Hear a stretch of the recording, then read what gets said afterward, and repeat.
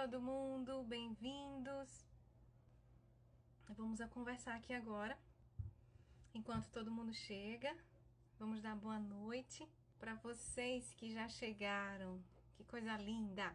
Sejam bem-vindos ao nosso papo dessa quinta-feira à noite, finalzinho de outubro. Me sinto muito honrada de ter vocês aqui nesse grupo, de ter vocês aqui dentro do... Tiago já está chegando.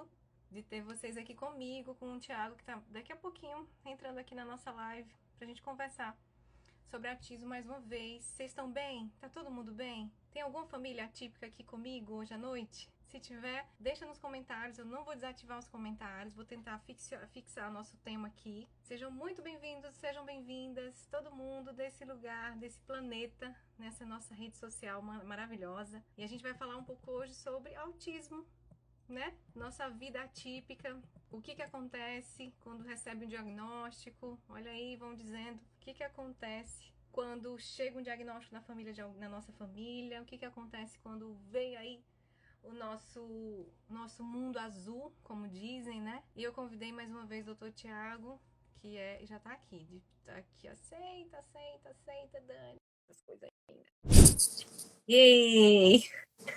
Olá, Dani. Tudo bem, querido? Deixa eu pegar o fone de ouvido, porque toda vida que a gente começa a live eu fico perdida, meu celular dá tilt, e aí eu te escuto longe. Não, tranquilo, eu já coloco o fone de ouvido para não acordar aqui as crianças e tudo mais. Eu dessas ainda. Você tá muito avançado, seu nível é outro. Legal, mas é que ajuda. Que legal, seja bem-vindo. Né? Obrigado, Dani, que mais uma noite agradável, né? Eu acho que essa talvez seja a nossa... Eu tava tentando lembrar se era a quarta ou quinta noite, né? E tudo que é bom a gente vai fazendo mais uma vez e a gente espera realmente aí trocar uma ideia boa. Você estava falando sobre essa questão de paternidade, maternidade atípica, né? Hoje eu recebi uma mensagem... a gente recebe muito tipo de mensagem todos os dias, né? Mas hoje uma em especial, uma mãe assim que em desespero, né? Muito provável o diagnóstico dela deva ser recente e muito provável o diagnóstico dela deve ser um diagnóstico tardio e muito provável tudo isso está sobrecarregando, virou uma bola, o neném dela está se machucando, está batendo a cabeça nos lugares, aquela coisa que a gente acaba vendo, né? E aí ela fala, olha, eu não sei, eu não assumi tudo isso, eu não sei o que eu faço, eu estou desesperada, eu não sei para que caminho eu vou, né? Então a gente fala muito sobre cuidar da criança, mas pouco se cuida dos pais. Eu atendi uma família essa semana que eles vieram de São Francisco Beltrão, tá? Um casal Onde é isso? Andaram uns 300 ou 400 quilômetros para vir até a consulta. É que você não... Desculpa, perdão. Eu sou do Nordeste, eu sou de Fortaleza. Esquece. Um paciente de uns 400 quilômetros veio a uma consulta, né? E uma criança com 3 aninhos e pouquinho, uma criança muito bem desenvolvida, mas muito bem desenvolvida, um menorzinho também que era diagnosticado já autista, que estava indo por um caminho, e assim, a criança estava muito bem a sua evolução, né? E a mãe contando a sua história, ela literalmente comprometia 70%, 80% do seu faturamento, da sua renda para investir em terapia. Eu falei para ela que não entendam errado, mas isso chega a ser até uma insanidade, porque você comprometer 70% da sua renda para fazer o tratamento de uma criança, inevitavelmente você está dilacerando tudo isso, porque ninguém trabalha com 70% de sobra. Nós ganhamos 10 e gastamos 9. É quase isso quando não ganha 10 e gasta 10, 10,5. E aí, exato. E essa mãe, ela tinha ido nos melhores profissionais. Ela já tinha passado com o Paulo Liberalesso, ela já tinha passado com quem você imaginar de bons profissionais, porque ela realmente queria. E cada vez que ela encontrava um profissional, esse profissional falava, olha, é importante fazer realmente de intenso, de forma contínua, o máximo de horas possíveis, aquilo que a gente sabe que é o padrão. E aí eu fiquei me pensando que às vezes a gente fica aqui falando para as pessoas, olha, é importante fazer muito, e uma mãe, quando você fala para ela que é para ela morder pedra pelo filho, ela morde, né? Então é uma coisa que a gente tem que começar também a olhar para os pais, para esse cuidado com os pais. E durante 2 horas, eu acho que a gente ficou 3 horas em consulta, né? aquelas duas crianças, a gente acabou se estendendo um pouquinho, eu literalmente marquei para eles virem logo, para que eu pudesse dar uma atenção mais específica para a criança, mas das 3 horas, tirando a 1 hora inicial que nós falamos sobre as crianças, as outras 2 horas foi sobre eles, foi para cuidar deles, foi para orientar eles, né? foi para criar estratégias de onde eles pudessem gastar menos, utilizar aquilo que eles poderiam ter de suporte para que eles pudessem viabilizar o tratamento. No final, cada um recebeu uma receita de medicamento para melhorar o seu humor, para melhorar o seu apetite sexual, sua felicidade, porque como é, né? Uma família que está 2 anos e pouquinho, vivendo isso intrinsecamente, todo mundo falando, olha, tem que fazer muito, e aí acaba a gente se deparando com isso. Um casal de pessoas especiais, eu aprendi muito, mas muito com ele. E aí, até para complementar tudo isso, quando a gente fala da nossa responsabilidade do lado de cá, é importante que a gente seja ponderado, respeitoso e entenda todo esse contexto familiar. E aí, eu quero fazer esse link porque hoje eu atendi uma família da Bahia, Vitória da Conquista? Vitória da Conquista, sim, 480, sul da Bahia. 480 mil habitantes. Eu sempre pergunto a quantidade de habitantes para saber o tanto de recursos que tem, né? E ela comprou aquele Speak D, pagou R$1.000 cada vitamina daquela de Speak D. Acho que eu vi nos seus stories. Exato, eu achei absurdo. E assim, aquilo dali é o mesmo que as vitaminas do Brasil aqui, de certa forma, com ômega, um pouquinho mais organizado, que tem um nome que fala ID, né? Então, olha só como é importante a gente realmente propagar notícias boas, propagar informação séria, ter responsabilidade, mas acima de tudo acolher. E eu te passo já a vez, só para trazer um estudo que 2020, isso me recordo, tá?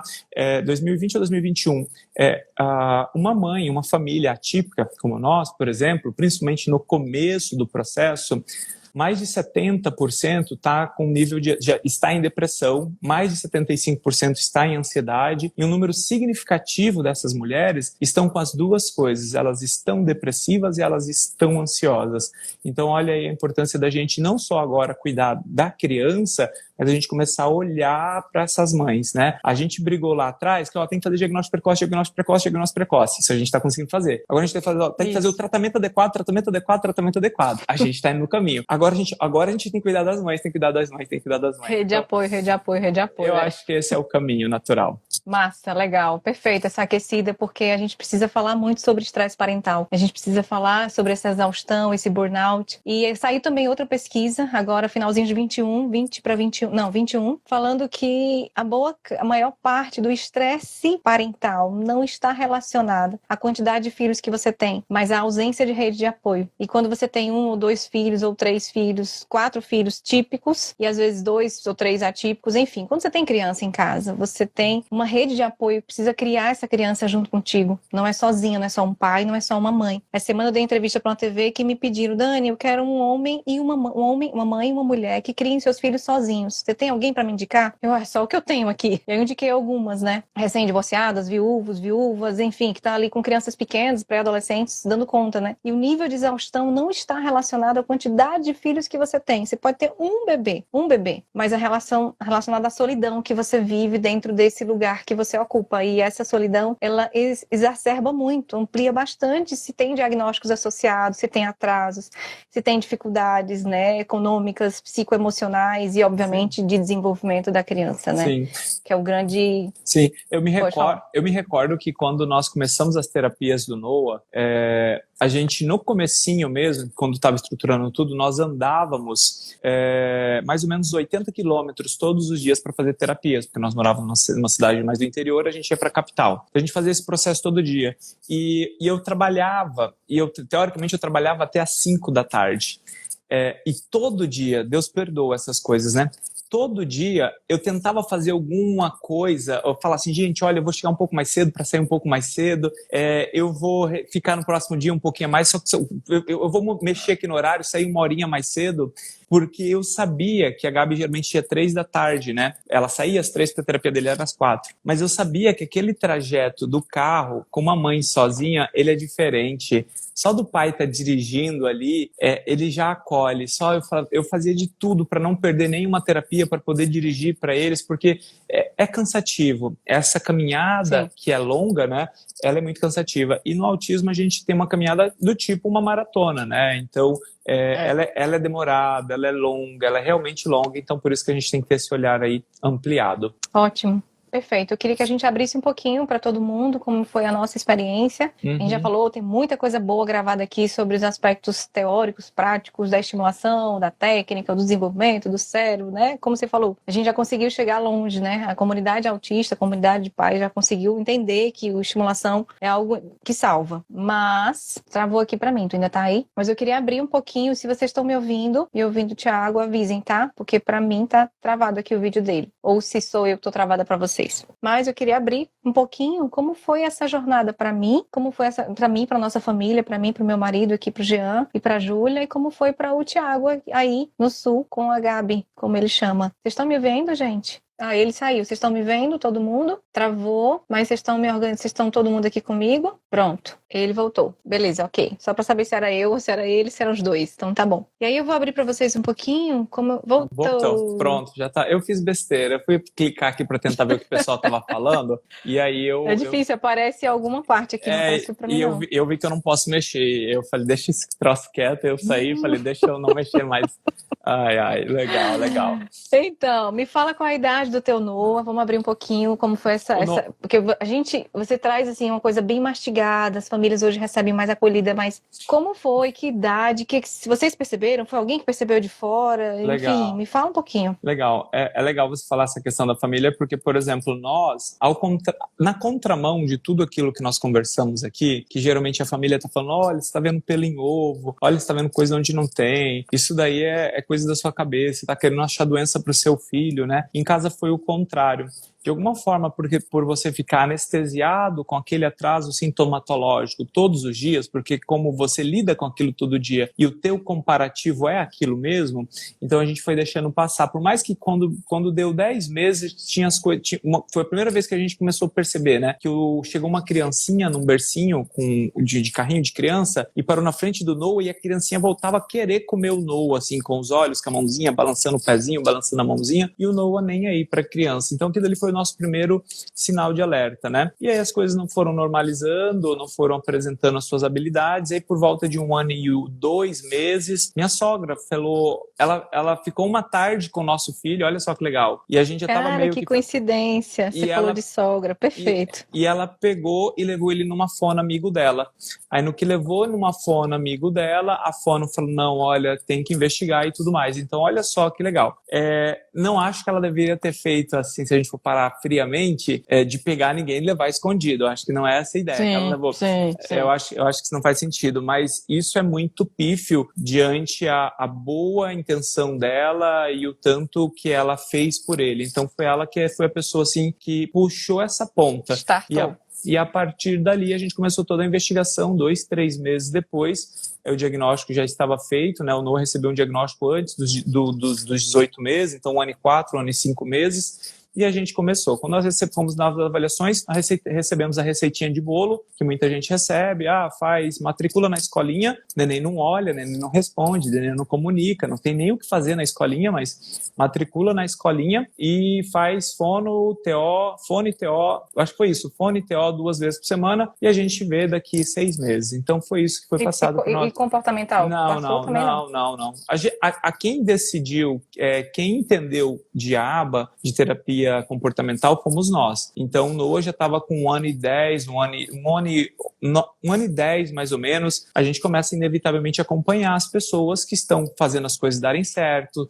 Eu acho que a gente fazia o mesmo que muita gente faz com a gente, né? Então, nossa, eu quero saber o que você faz para o Noah, e a gente queria saber o que as pessoas faziam para as outras pessoas. E a gente acompanhava 2 crianças nos Estados Unidos com uma evolução muito boa e tudo mais, e a gente começou a entender que ali aquela ciência aba. E nós fomos atrás, então, da ciência aba, e a gente encontrou uma aplicadora que começou a ir em casa, e ela ia 2 ou 3 vezes na semana. Então, ali foi o processo. Então, a gente fazia fono, TO fora, né? Aí, nesse momento, a gente fazia também psicomotricidade, foi algo muito bacana. E fazíamos musicoterapia. Musicoterapia é um negócio que eu acho sensacional. Eu acho que basicamente todos os meus pacientes recebem essa indicação. E aí, por volta de um ano e pouquinho mesmo, quase 2, a gente começou então a fazer a terapia comportamental ABA.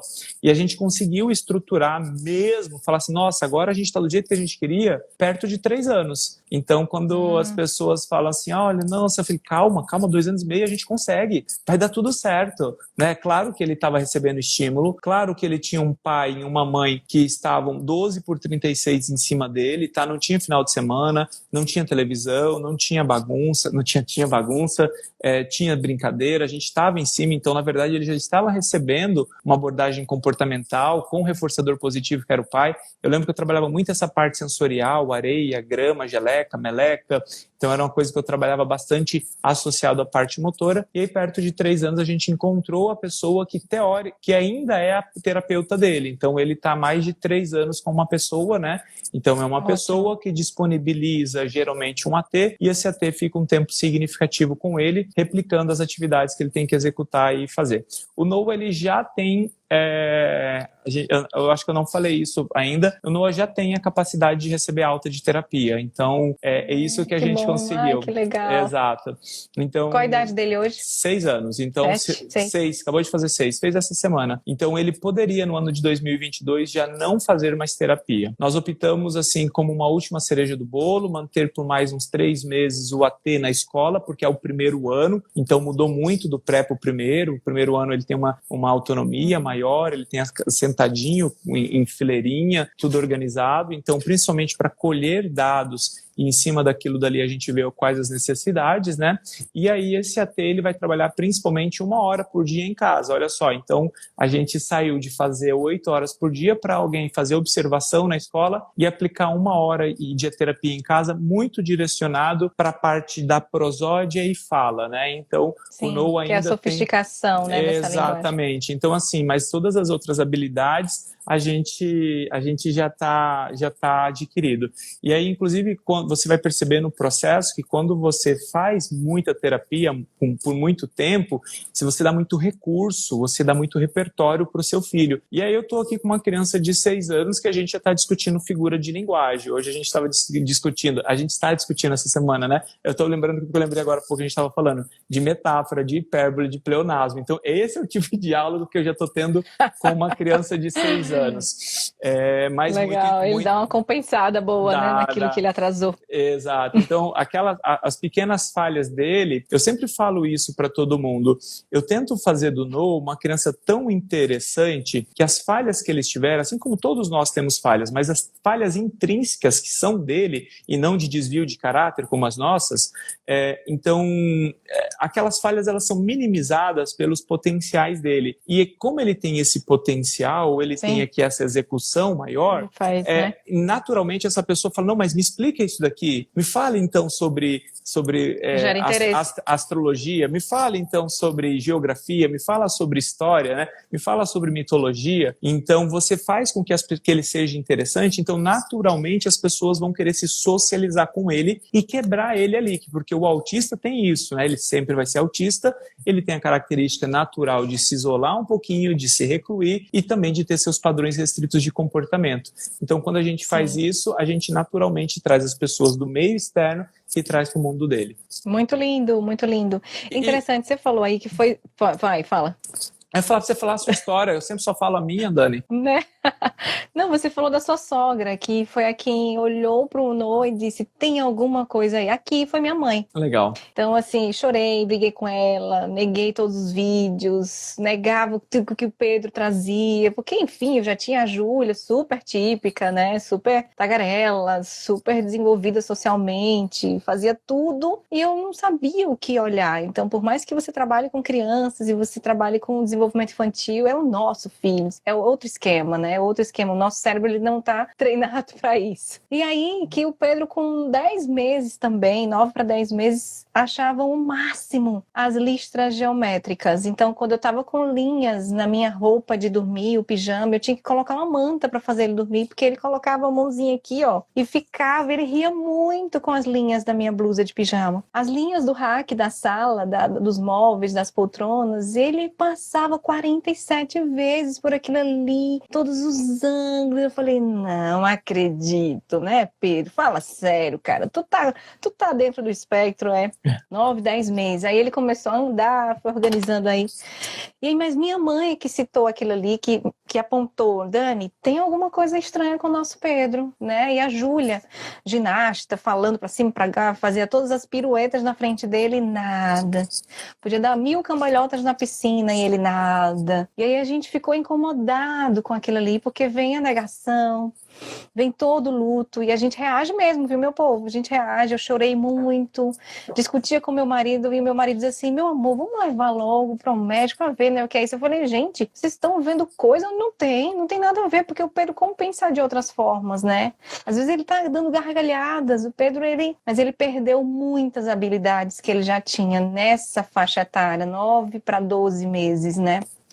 E aí, enfim, bastou 6, 7 dias para organizar nas minhas emoções, no meu cérebro, nas minhas organizações mentais aqui, de que eu precisava olhar para isso. E quando eu olhei, tudo mudou. Quando eu disse assim, eu olho para você, aceito você com tudo que você é, e vamos junto, vamos aqui com a mamãe, com o papai, com a Juju, e vamos para a vida. E aí eu parti para todos os recursos que eu tinha. Fui para neurologista, fui para que aí recebi uma receita melhorada do que a sua, né? A minha receita aqui foi linda. Já parti para aba naturalista, inclusive, foi uma aba mais sofisticada. Já parti para TO, para fono, vamos falar, vamos organizar. Tudo que eu queria ouvir era mamãe. Tudo que eu queria ouvir. E aí, quando demorou a andar, 1 mês, começou a falar pertinho de 2 já. E aí, quando a gente foi turbinar o cérebro do Pedro, a gente foi turbinar a família, eu disse, todos somos autistas aqui em casa agora. A partir de hoje, todos somos autistas. Então, sim, ficamos em luto, passei por uma barganha gigantesca, passei pela raiva, passei pela negação, passei por quase todas as fases do luto e parti para a ação. Mas isso durou uns 7 dias. Eu lembro que eu tive uma rede de apoio muito forte, mas quem startou foi minha mãe. E aí, quando a gente foi pro médico,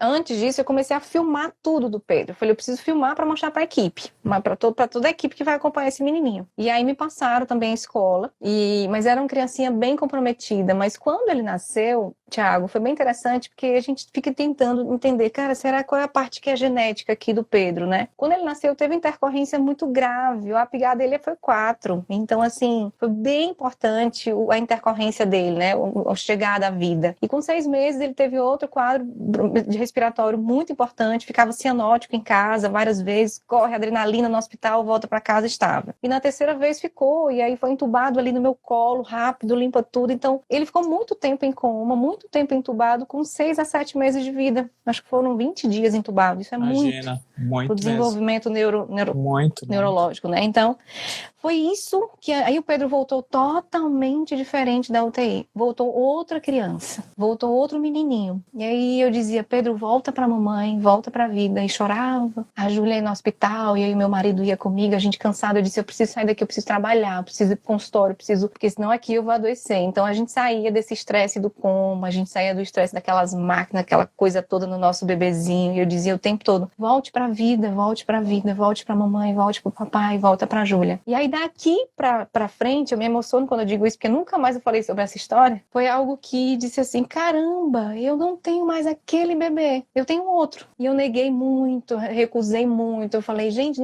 ninguém sai da UTI com informação sobre isso. Eu descobri, pra vocês que têm aí bebezinhos de UTI, tudo que a gente quer é vida, né? No colo, em casa, que cada dia que um bebê com menos de um ano fica entubado, talvez você pode me melhorar essa informação para mim. Ele perde quase 7 dias de desenvolvimento neurobiológico. Então, para cada dia entubado, são menos 7 de aquisição, né? De motor, de linguagem, de funções executivas, de organização psicossocial, tudo isso. Então, vezes 20 dias, você tem uma perda aí bem na fase da introdução alimentar e a gente teve uma perda gigantesca. Então, além disso, tivemos a questão do autismo um pouco tempo depois, quase 6 meses depois, diagnóstico com 1 ano e 1 mês, e a gente foi correr para organizar isso. E aí, escola, né? Bota esse menino na escola, será que dá certo? Será que não deu certo? Sim.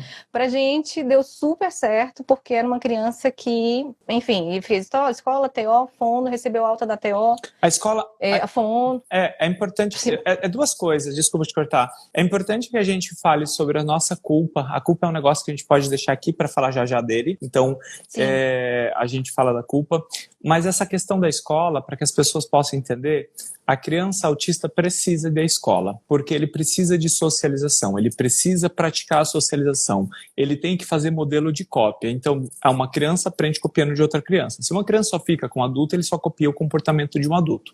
O interesse de crianças é maior nas suas crianças, porque está no seu nível de contato visual, entre tantas outras coisas. Acontece que, por exemplo, se seu filho tem 18, 24, 20, 30 meses de idade, é um autista que você chama, ele não olha, você comunica, ele não responde, você pede, ele não executa, se está todo mundo aqui, ele vai para lá. Essa criança não tem que estar na escola, essa criança faz um intensivão primeiro de terapias para que possa melhorar o contato visual, para melhorar o contato, a execução do solicitado, e a partir daí a gente vai introduzir ele na escola, porque senão acontece exatamente o contrário, eu reforço o comportamento inclusive negativo, porque se a gente pede, ele não faz e ele fica, ele entendeu que ele não precisa ir, aí você vai fazendo essa bola de neve toda e uma coisa não atrapalha. Ah, mas ele inevitavelmente brinca. Tá, tudo bem, ele é criança antes de ser autista e mesmo dentro dos atrasos que possam vir a existir, a criança ela também vai ter evoluções e avanços e comportamentos de criança, né? Então também não tem como a gente separar, fazer essa ruptura aí,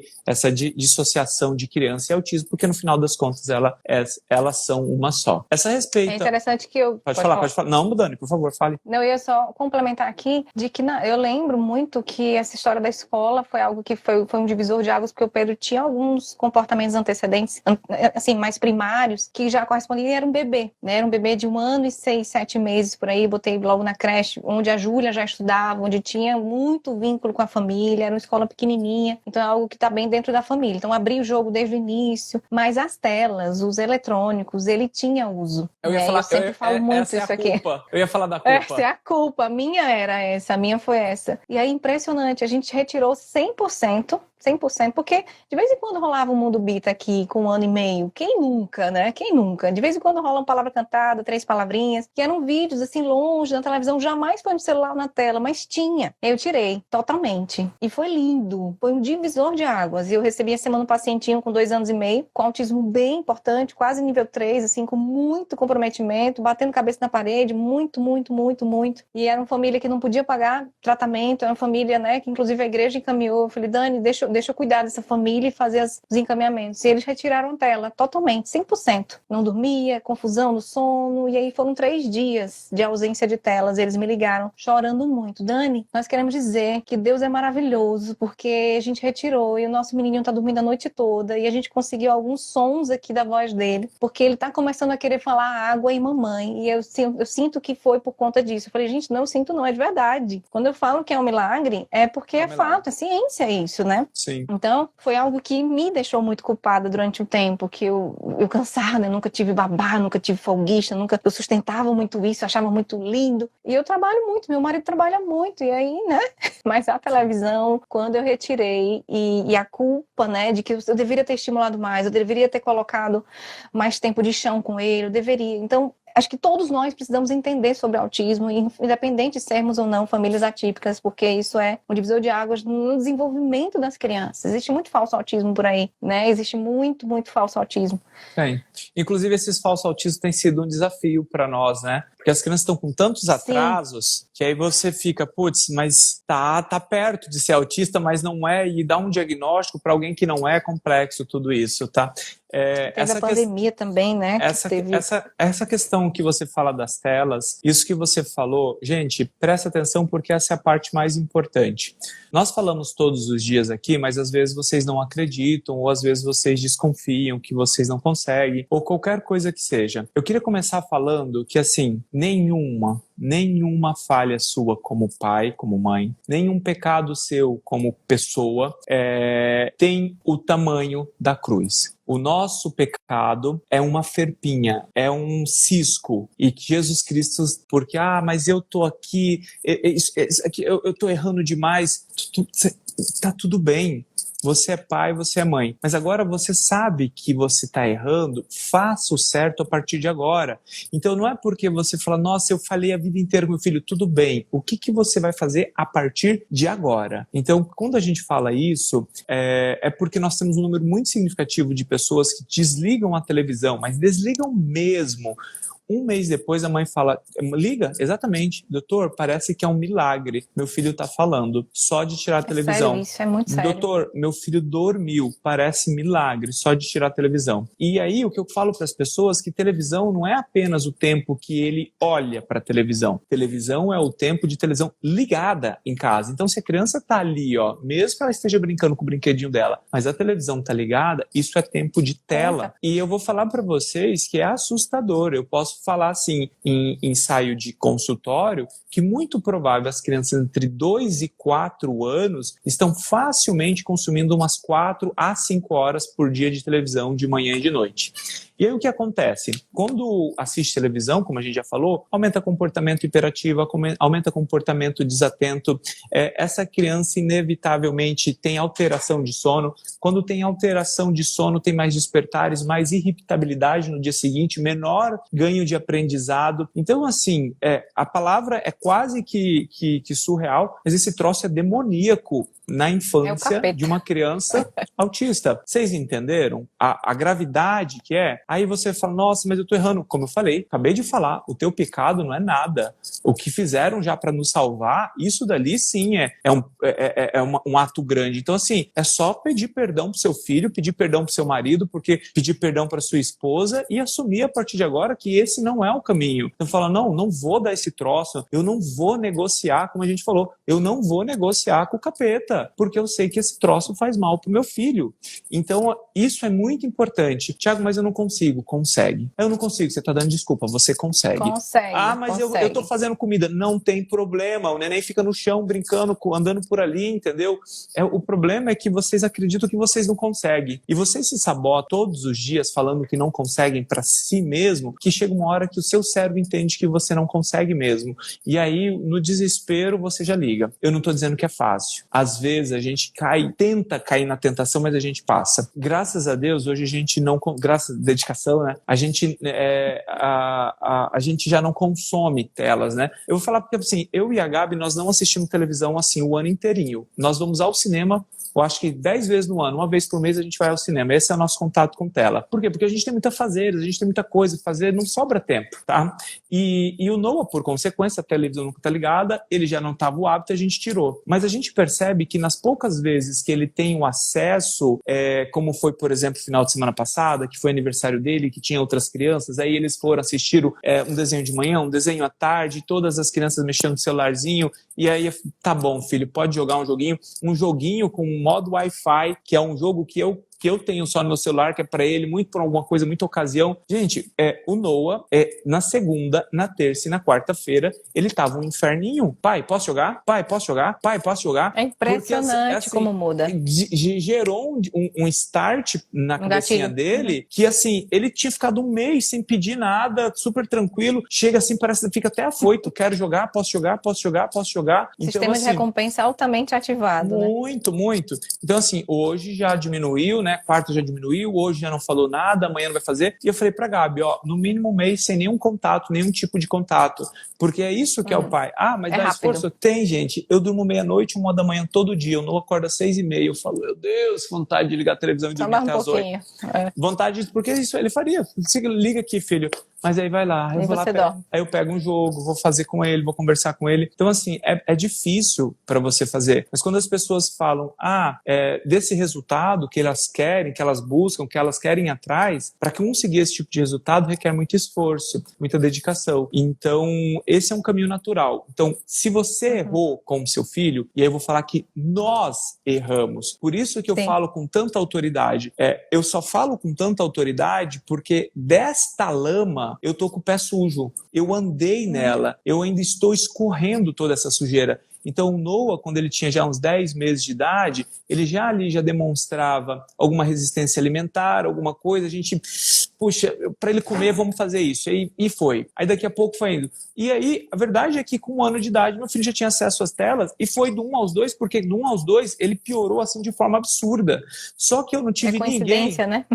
Eu não tive ninguém que me deu um soco na boca do estômago e falou, cara, esse troço está matando o seu filho. Porque naquela época a gente não falava isso e porque as pessoas, muitas vezes, estão muito mais preocupadas em ser gentis, afáveis, amáveis, para tentar agradar a todo custo, todo jeito, e ao invés de falar, olha, esse troço é uma porcaria, isso daí maltrata a criança autista, né? Então, quando a gente olha para nós e fala, nossa, foi um ano assim intenso que se fala, meu Deus, o quanto de prejuízo eu gerei no meu filho. A gente pede perdão para ele, né? A gente reconhece nossa falha como pais, né? Não tem justificativa, mas é porque eu trabalhava de noite e de dia. Não interessa, Não né? sabíamos fazer diferente, Exato. né? E eu sinto muito por isso. Exato. Então é uma culpa que a gente carrega. Mas aí a gente já não se machuca nisso, né? Por quê? Porque a gente reconheceu que isso faz parte do processo de aprendizado em ser pai, em ser marido, em ser pessoa, e o que nós fazemos é tentar melhorar tudo isso. Uma coisa muito rica que você trouxe, eu reforço aqui, é que para crianças típicas também, né? Assim, independente se você tem, mas se você tem uma criança de até 7 anos de idade, não tem por que essa criatura pegar um celular. Não precisa, né? Se você tem um pré-adolescente, uma criança... mas todo mundo tem um celular. Enfim, tem muita live, tem muito conteúdo falando sobre isso aqui, no do Thiago também, mas a gente precisa entender que os adultos estão muito viciados, né? Libera muita química para uma criança muito pequena, para um bebê de 2 anos, entrar ali no conteúdo do Netflix, do YouTube. YouTube, aquilo ali pra mim é algo que eu não deixo aqui em casa. Não entra YouTube. A Júlia tem quase 9 anos, ela não acessa YouTube, é proibido. Porque tem muita coisa, tem muito consumo infantil, tem muita propaganda, pare logo, pula episódio, pula isso, pula aquilo. Você tem um sistema de recompensa altamente ativado no cérebro, muito imaturo, muito pequenininho, e eles não vão dar conta de organizar isso, e ficam eufóricos, ficam irritados, ficam agressivos, ficam com um limiar muito baixo, né, de frustração, reciprocidade social diminui consideravelmente, você deixa de ser motivado por aquilo que está fora e você só fica conectado. Daqui a pouco a tua narrativa, a tua linguagem vai ser só sobre personagens de jogo, você não vai conversar mais sobre nenhum outro assunto, sobre flores, jardim, natureza, astronautas, dinossauros, você não fala sobre isso, você só fala sobre os personagens de jogo, você não vai conseguir desenhar mais nada porque você só sabe aquilo que você reproduz do jogo, do vídeo, do YouTube, dos Minecrafts da vida. Enfim, eu não estou condenando, mas eu digo que para a infância isso não é brinquedo, isso não é adequado. Para eles é brinquedo, mas não é um recurso potente demais, assim como não existe o fogo um dia, né? Existe a tecnologia, a gente precisa saber utilizar isso. Os adultos não sabem utilizar as redes sociais e a criança brasileira é a criança que maior é consumista no mundo de YouTube. O brasileiro mirim, ou seja, o brasileiro antes de 12 anos, é o maior consumidor do planeta do YouTube. Gente, isso é grave demais. Nós somos também, coincidentemente, o público maior do planeta em transtornos de ansiedade, diagnósticos precoces ainda na infância, desnecessários por hábitos. E aí eu vou falar de novo da culpa aqui. Ok, você errou, a gente errou, todo mundo ainda está escorrendo a lama dos pés, eu tô, como o Thiago falou, também tá aí. Mas todo dia é momento de mudança. Acho que a gente pode mudar até quando a gente cresce, né? Precisamos mudar, precisamos ter um pouco mais de autoconsciência para sermos adultos mais fortes, resilientes, corajosos, para a gente conseguir desempenhar nossos papéis. Homens e mulheres estão trocando muito papéis, tá difícil gerenciar uma casa, a maioria das pessoas não sabe fazer isso, a maioria dos adultos casa e não sabe organizar a paternidade, as mulheres não estão mais sendo treinadas para organizar o vínculo, a afetividade da casa, os homens esqueceram que ia fazer isso, não foram treinados para maternar, mas podem sim direcionar, né? O homem é direção, o homem é força, o homem faz isso lindamente. Por isso que eu sempre digo, levem os seus filhos no primeiro dia de aula com o homem, com o pai. Não leva com a mãe, que a mãe vai dar defeito. E eu sempre digo, o homem é direção, o homem guia para fora. 2, 3 anos de idade, apresenta a criança para o pai, bota essa criança com o pai, Sim. que é a melhor pessoa para estar com essa criança. Mas a gente está esquecendo de como fazer isso. Né? Aqui, Sim.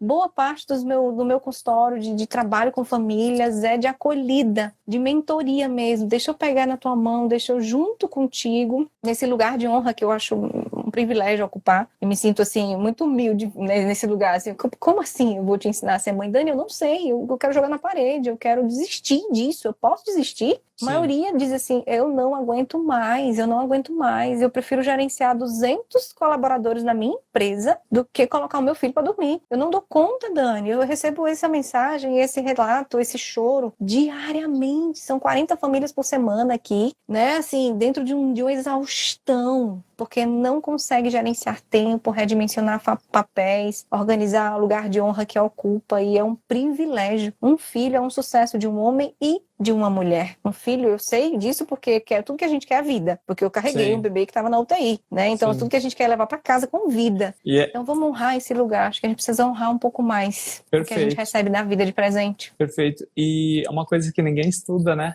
Se a gente for para pensar, a gente não estuda para ser pai.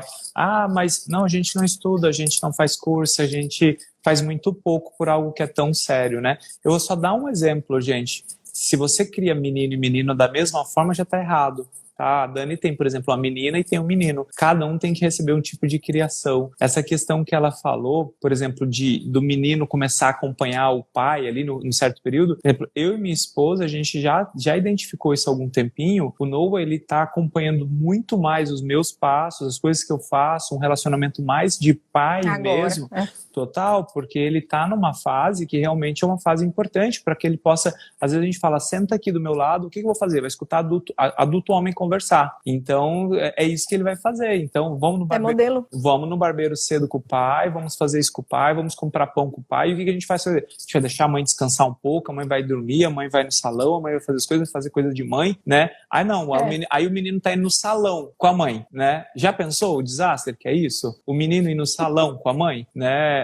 Ver as coisas de mãe, essas coisas. Então, assim, a gente tem que ter essa leitura. O menino, a gente cria ele para ser realmente mais forte. Não, mas eu vou criar a minha filha para ser forte, para ela ser valente, não sei o quê. Tá errado. Ela não pode ser uma pessoa songamonga, mas é mulher que fica confrontando, mulher que fica batendo de frente com o marido, mulher que fica batendo de frente com o mundo. Esse não é realmente o papel da mulher. A mulher nasceu realmente para esse acolhimento, para essa doçura, para essa gentileza. E por isso que muitos casamentos hoje estão complicados. Quem apareceu aí? A minha maricota, vem dar um oi. A carinha dela. Olá, a gente Júlia. Tá no áudio. Esse é o tio Tiago, ó, a gente tá no fone. Não. Só vai dar boa noite, ela tá indo dormir. Tá ótimo. Mas é verdade, é isso que você falou, a gente precisa... Não é questão assim de gênero que a gente tá falando, mas e nem de feminismo, nem machismo, mas é de um lugar relembrado, que é esquecido, sim. Dia após dia. Está cada vez mais esquecido. O homem perdeu. Sim. A mulher também está confusa, as mães estão confusas, os pais estão confusos. Essa distorção, aí as pessoas falam assim, eu quero organizar a vida do meu filho, mas a vida do casal tá destruída, né? Eu já estou começando a andar nesse caminho. Antigamente eu ficava falando só das doenças, dos transtornos, das condições. Aí eu parei de fazer isso, comecei a olhar, cuidar de um todo, do ambiente e tudo mais. Agora já não está dando. Aí eu comecei a cuidar da família. Agora eu estou começando a cuidar do casamento, porque como eu quero que a criança tenha uma vida boa, inevitavelmente eu preciso olhar para o casamento dessa família, né?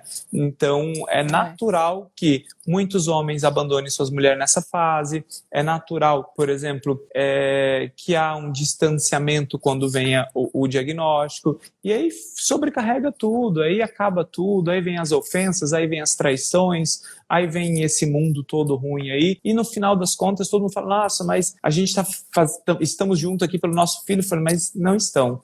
Então é importante importante que pais, mães aí sejam bem resilientes, bem maduros, e estudem isso, né? Estudem realmente criação de pais e filhos, tá bom? Perfeito, muito massa. Vamos começar a encerrar aqui. Vamos. Você trouxe é porque já são, eu me perco mesmo, eu ficaria conversando aqui até não sei que horas, mas não rola, né? Que amanhã a gente acorda cedo. Você falou coisas impressionantes, a gente não pode mais falar, e deve, mas não pode ficar só na doença, nos sintomas, no comportamento, no que é disfuncional, porque isso é estrutura. Isso é tranquilo, pega, aplica, vai cuidar das estimulações, cuida do formato, mas a gente precisa ir lá para a origem. Para mim, não existe origem mais forte do que a família. E a gente precisa cuidar desse lugar. Aqui em Fortaleza tem muitos programas, eu tenho um curso parental, tem coisa assim de colo mesmo, de jornada compartilhada. Legal. Para vocês que não estão conseguindo vaga, tem muita coisa online também. Thiago tem programas lindos online, né? Não, eu não, desse aí não. Não? Vai lá com a Dani, para cuidar do casamento com a Dani, tá? Não, aqui a gente tem constelação familiar, a gente tem coisas lindas. Aqui, agora, essa semana, eu lancei o grupo terapêutico para pais, né? São só 6 encontros de exaustão parental, esse movimento de que você se sente só, tá difícil caminhar com teu marido, caminhar com tua esposa, tá difícil dormir sozinho no próprio quarto, tá difícil fazer sexo, tá difícil namorar, tá difícil, tem um bebê no meio da cama, o que eu faço? Eu tenho diagnósticos associados, o que eu faço? Então, assim, aqui eu tenho encontros com vocês, assim, aciona a gente, fala comigo. Legal. E, assim, eu acho que a base é essa, a gente precisa olhar para a família, a gente precisa cuidar do casamento, a gente precisa cuidar dos pais que os filhos têm. E acho que a gente faz isso como uma missão de contribuição para a humanidade, que essa geração vai aí rechear esse planeta daqui a uns 20 anos. Sim. Se Deus quiser, mais fortes, mais resilientes, mais evoluídos do que nós. A gente está construindo um caminho para eles e por eles também. Perfeito. É por isso. Perfeito. Obrigada. Imagina, aqui comigo, viu? Foi um prazer, tá? É sempre bom estar aqui. Quem tiver alguma dúvida pode mandar aqui pra gente via direct mensagem. Eu juro que quase sempre eu respondo. A gente deixa a consultinha grátis, né? Responde. Ele é bem bonitinho, gente. Ele responde mesmo. Mas é um terreno espinhoso. Se você está começando a me seguir, é um terreno espinhoso, tá me acompanhando. Então a gente já deixa isso avisado, tá? Avisado. E para quem quiser curtir um curso bacana, como você está falando, né? Eu lancei essa semana um curso Ler e Brincar, o nome disso. Então mas a gente fala mais sobre valores, princípios, criação, afetividade, memória da criança, o cérebro da criança, qual é o papel do pai e da mãe. Então tá bem legal. Então, se quem quiser, eu recomendo. E assim, num valor bem acessível, até falar valor aqui, porque realmente não tem nenhum problema, tá R$ 97. Então, tá legal, gente. Tá lindo, tá bacana, tá acessível e só você ir lá no link da bio. Desculpa eu fazer publicidade, porque nem é ideia, gente. Isso, juro, não, jurado, mas é que esse... financeiramente isso não muda absolutamente nada na minha vida, mas é porque realmente a gente tem trabalhado pra nesse processo. Adiante. Sim. Mas e por que tem custo, então? Porque eu tenho que pagar um rapaz para gravar, eu tenho que pagar uma equipe para fazer isso, tenho que fazer para edição. Então, assim, e a gente gera renda, a gente movimenta tudo isso, então a gente contribui para que a gente possa, por exemplo, fazer atendimento gratuito, voluntário. Então a gente sempre tem, eu nem precisaria ficar justificando nada disso aqui, mas enfim. Dani, um beijo enorme, a querida. Gente sabe. Tá bom? Obrigada, Deus abençoe você e sua família. Feliz aniversário pro Noah, que fofo que ele é, já sou fã dele. Obrigado, querida. Beijo, queridos. Vai ficar salvo, vou tentar deixar salvo aqui. Beijo. Tchau, tchau.